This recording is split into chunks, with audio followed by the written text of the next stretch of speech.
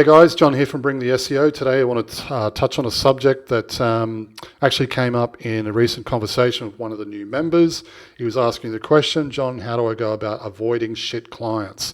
He was sharing a story with me around a client that he'd been working with for some time, and in that time the client had been an absolute nightmare. When are we going to get results? If this doesn't start working soon, we're going to have to cancel. This client was essentially requesting meetings, emailing 10 times a day. It was an absolute nightmare. He asked the question, how do I avoid clients like this? Now, I've scribbled down a bunch of notes here, and this is essentially the same advice I gave this person. I said, there's a number of things you need to take into account, or at least consider when, in an effort to avoid working with shit clients. The first one is you have to pre-qualify your leads. Okay, if you're not pre-qualifying the leads as they're coming through and you're saying yes to anyone, you're going to find yourself in a situation where you're working with less than ideal clients who want to pay the least amount of money and make the most amount of noise. And that's certainly not enjoyable.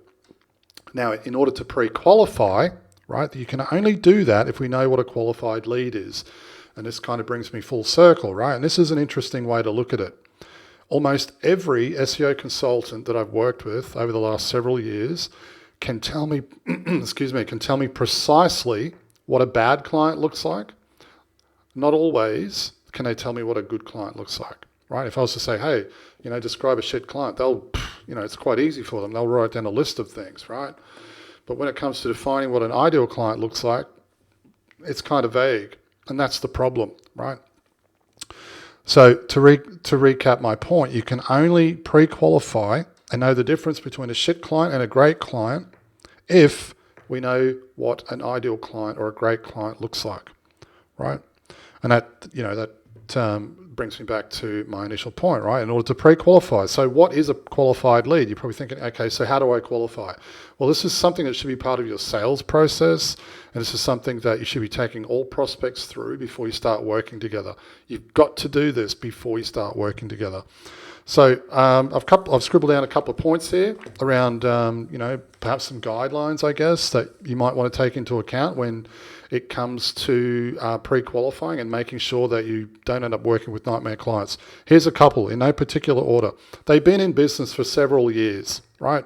You want to try and avoid working with businesses that are in startups or aspirational types where they're saying, oh, this is going to be wonderful, and then you start working together and you find it's everything but. I like to work with businesses that are stable, they've got their shit together, and they have a history of success. So stable businesses that have been in operation for a number of years.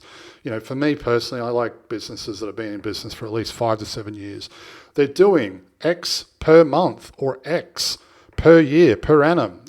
For example, they're doing at least $100,000 a month, or they're doing $5 million a year, or they're doing $250,000 a month. Working with businesses like that, they're not dysfunctional or broken businesses, and the clients are probably going to be far more interested in long-term growth as opposed to let's just run around for the next 12 months in a mad panic putting out fires. So look at the numbers and make sure that they've got good, stable revenue, or the numbers make sense and have made sense for a long period of time. Now, staffing is another one that I like to look at. They've got at least 10 staff, 15 staff, 30 staff, whatever that number might be, okay? You want to avoid working with, mum and dad type businesses where it's a husband and wife team, and maybe Margaret will answer the phone if it rings in the office. That is, if she's not out getting her hair or her nails done. That stuff's a nightmare. So, and I think hopefully you're all nodding in agreement with me, because I've been there, and those types of clients are absolute nightmares. Now, the next thing that I would mention here real quick is what's an average transaction worth, right? Nightmare clients are the ones that are selling $5 widgets. They've got a profit margin of 5%, and they're just making it through to next month on month. These are the types of clients who will get on a call with you and they'll say, look, if, this really needs to work, and if it doesn't work, my wife's going to leave me and take the kids, and all of this sort of nonsense. So you want to be applying filters and ideally working with clients that, an average sale or transaction value, whatever that might be, is in the thousands. Okay, that right there makes everything much less stressful. Okay, because you'll be able to get a positive return on investment easily. And lastly, they've got a great product or service and actually care about their customers, right? We don't want to be trying to work with businesses where they just don't give a shit. And in addition to that, sales, okay? It's pointless working with clients or trying to help clients build their businesses if we're driving all of this additional organic search traffic to their site and they don't have a sales team in place, or they don't have a sales process in place, and that effort is being wasted. Okay, so these are all things that you need to think about, right? So I think the easiest way, in summary, the easiest way to answer this client, how do I avoid working with bad clients? A much better question to ask is, who or what does a good client look like, right? Start there and then filter everyone else out. Okay? Hope you found this video useful, and I'll see you in the next one. Cheers. Hey, if you've enjoyed this video and you'd like to learn more, head over to bringtheseo.com.